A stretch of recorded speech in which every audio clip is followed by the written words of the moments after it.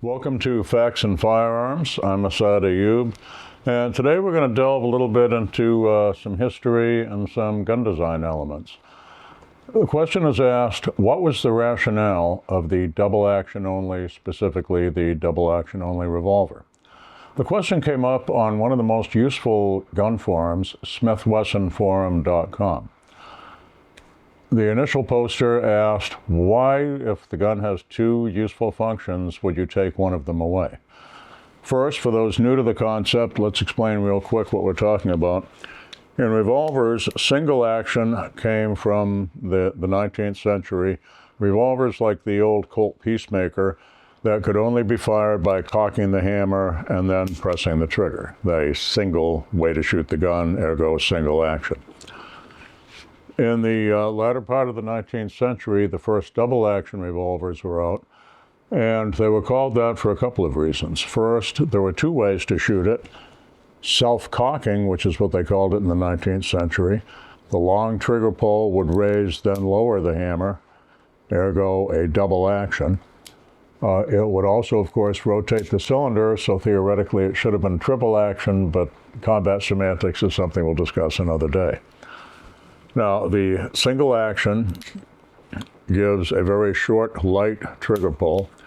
The double action, because it's doing more work inside the gun, is much longer and harder and heavier. The single action pull might be 2 to 3 pounds. The double action pulls on the Smith & Wessons when they came out of the box were very often in the 12, 14 pound range.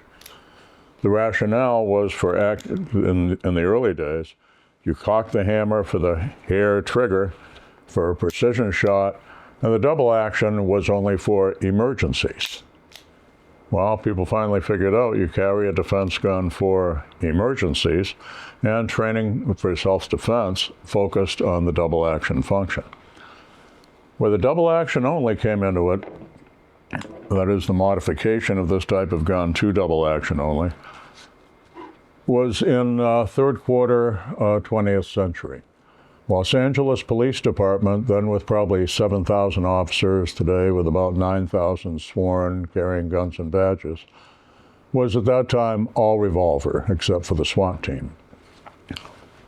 They had had cases where an officer had cocked the hammer of the revolver while taking someone at gunpoint. The finger was left on the trigger, the officer is bumped or startled, an unintentional shot is fired, and someone dies, occasionally leading to civil disturbance.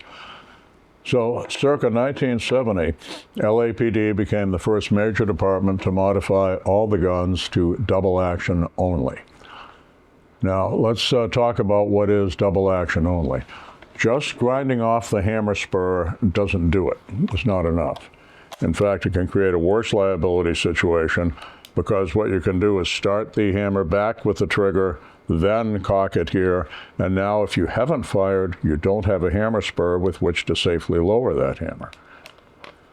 So the proper alteration is inside the gun. The internal single-action cocking notch is either ground away, or Smith & Wesson, Ruger, some other manufacturers offered hammers from the factory that only had the double-action cocking notch.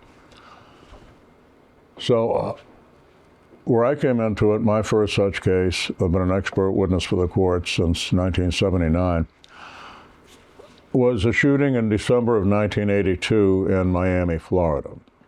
A young man in a video arcade, a police officer taking his young rookie through to, show him the turf, saw the bulge, determined that it was a firearm carried illegally, and attempted to make an arrest. As he did so, holding the young man at gunpoint, the young man turned, reached for that gun, and the officer shot and killed him. It triggered a major riot. The city needed a scapegoat. The state's attorney, Miami's version of a district attorney at that time, was Janet Reno, who later became Attorney General of the United States. Her office apparently felt a scapegoat was needed. The officer was accused of manslaughter. And to sustain the manslaughter, which requires an element of negligence, They just pulled out of their hat the theory that the officer had cocked the hammer of the service revolver to show off for his young rookie, and when the young man turned to comply with the arrest, the officer panicked and accidentally killed him, ergo manslaughter. You can read about the case in detail in a book by the lead defense counsel, Roy Black, Black's Law. Roy and his colleague, Mark Seiden, did a splendid job defending the young officer. I was told it was, at that time, the longest criminal trial in Florida history, 8 or 9 weeks. I testified for the defense, and we ultimately won the acquittal, which triggered another riot, but that's what you get when you elect district attorneys or state's attorneys who bow to public pressure instead of looking at facts. Now, in between the shooting in December of 1982 and the trial that began in first quarter of 1984, the city of Miami had every single service revolver altered to double action only. The cops down there called them Alvarized guns. The problem was not just that the officer could cock the hammer and set the stage for an unintended tragic discharge. It was the possibility of something like the Alvarez case, the false allegation that he had done so. Had the gun been double action only, when the other side's prostitute expert, in my opinion, testified, I believe the officer cocked the hammer to show off, setting the stage for this tragic, unnecessary death. They could have simply said, here is the evidence weapon, sir. Show the jury how he cocked the hammer.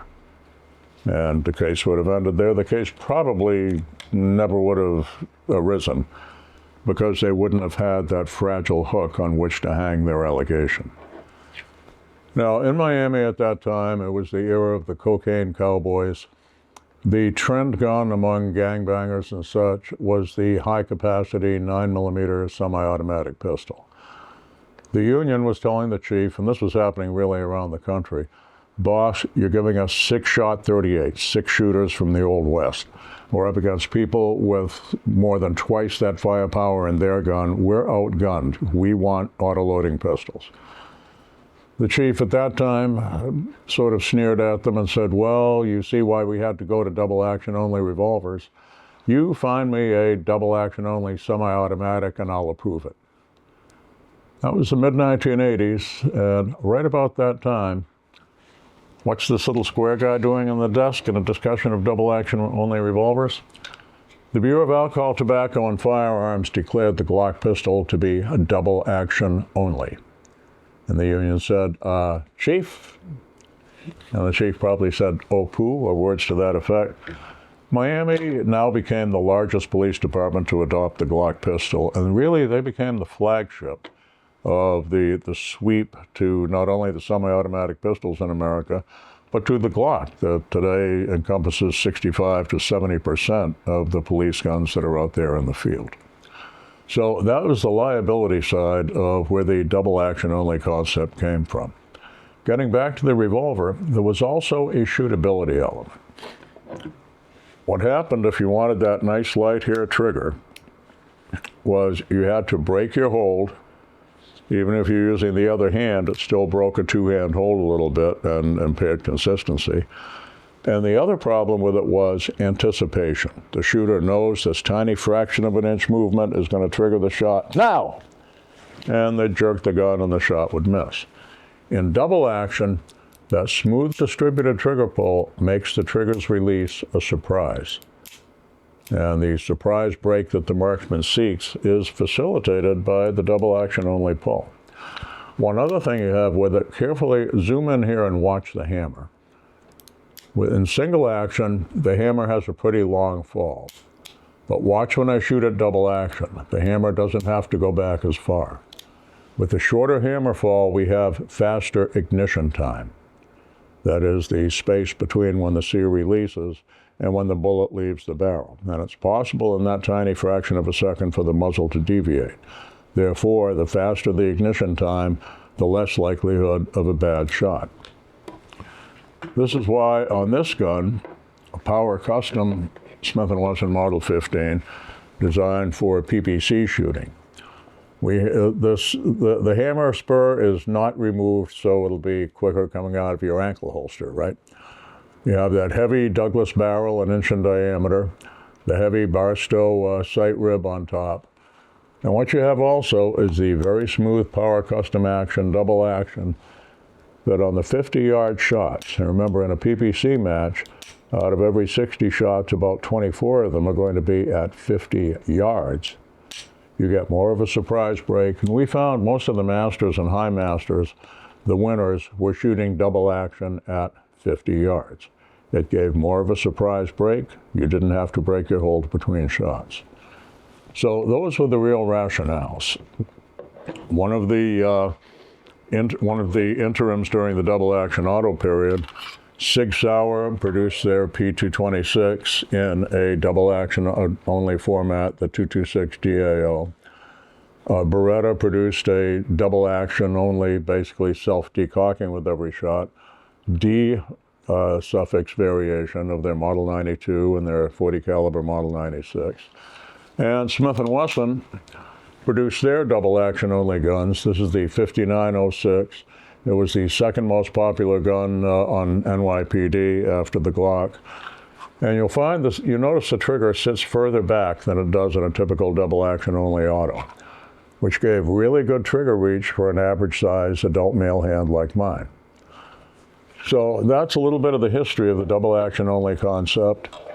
Liability was one element, but so was shootability. Now, I bring this up because during that discussion on Smith Wesson forum, one of the fellows wrote, anyone that actually converts, mechanically changes by removing the single action notch from the hammer, a double action, single action revolver to only work in double action mode is a stupid, idiot, moron.